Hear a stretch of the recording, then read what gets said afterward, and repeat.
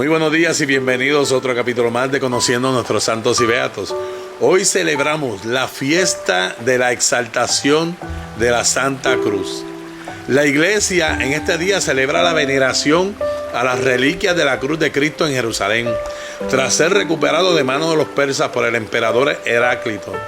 Según manifiesta la historia, al recuperar el precioso madero, el emperador quiso cargar una cruz, como lo había hecho Cristo a través de la ciudad, pero tan pronto puso el madero al hombro e intentó entrar a un recinto sagrado, no pudo hacerlo y quedó paralizado.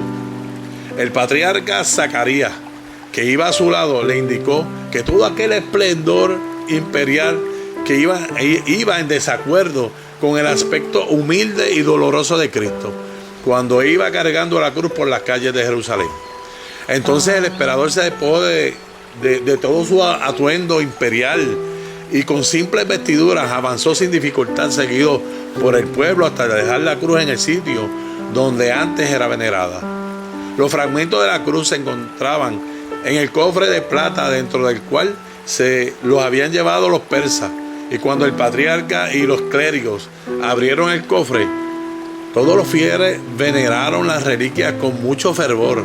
Incluso se produjeron muchísimos milagros. Cuenta el historiador Eusebio de Cesarea que el general Constantino, hijo de Santa Elena, era pagano, pero respetaba a los cristianos, y que teniendo que presentar una terrible batalla contra el perseguidor Magencio, jefe de Roma, en el año 311, la noche anterior a la batalla tuvo un sueño en el cual vio una cruz luminosa en los aires y oyó una voz que decía: con este signo vencerás.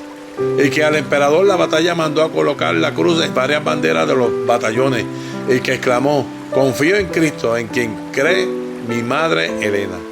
Y la victoria fue total, y Constantino llegó a ser emperador y decretó la libertad para los cristianos, que por 3 siglos venían siendo muy perseguidos por los gobernantes paganos.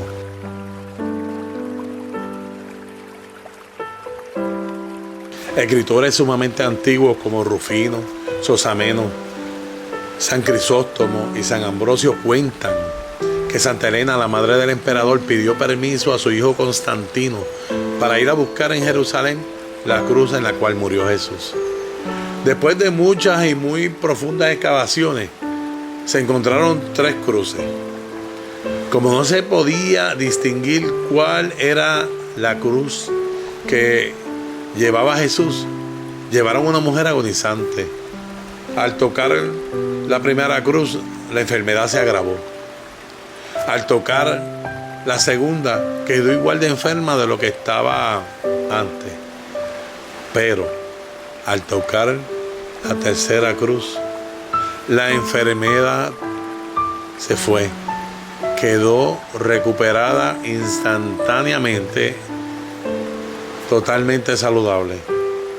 Fue así como Santa Elena y el obispo de Jerusalén, Macario, y miles de devotos llevaron la cruz en piadosa procesión por las calles de Jerusalén, y que por el camino se encontraron con una mujer viuda que llevaba a su hijo muerto a enterrar, y le acercaron la Santa Cruz al muerto, y éste resucitó.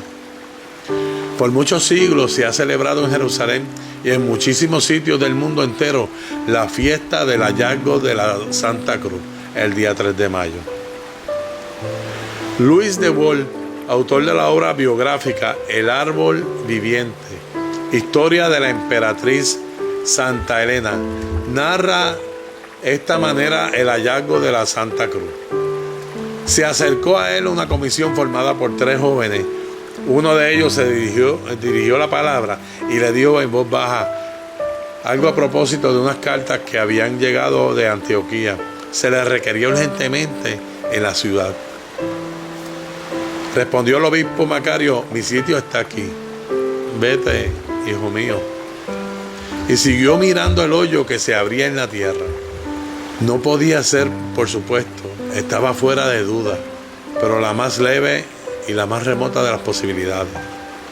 Sin embargo, había un punto, solamente uno, que le hacía poner en juego la agudeza de su razonamiento: que el emperador Adriano había mandado a construir un templo a Venus en aquella colina. Adriano hacía 200 años no había sido amigo de los cristianos.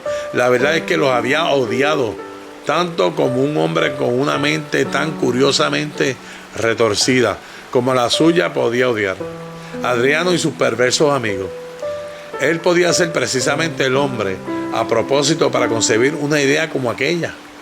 Construir un templo a Venus en el Calvario, la diosa de la lujuria, era una abominación para los cristianos.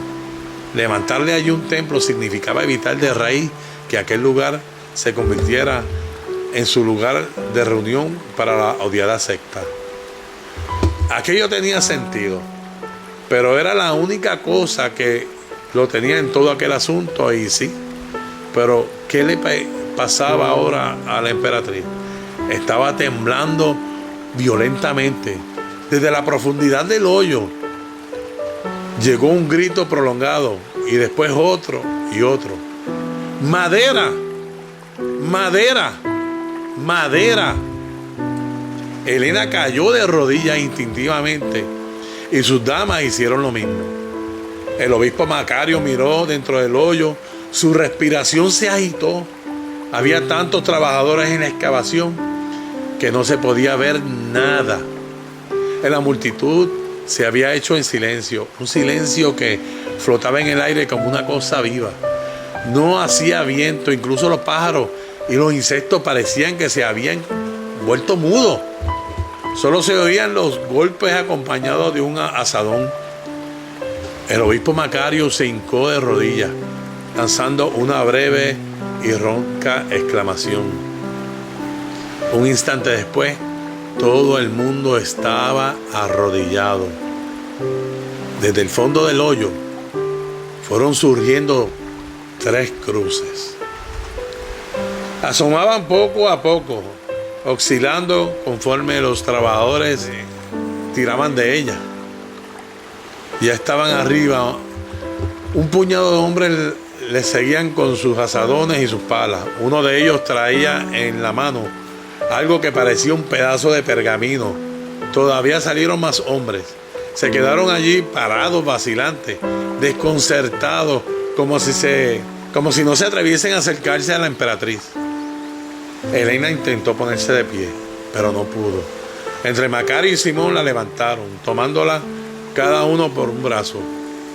Las rodillas se le doblaban cuando se adelantó, tambaleándose hasta el pie de las 3 cruces. Se puso a sollozar y el cuerpo entero temblaba. A pesar de su enorme excitación, la mente de Macario trabajaba con admirable claridad. Vio el pergamino en la mano de aquel hombre y reconoció los restos de los caracteres hebreos, griegos y latinos.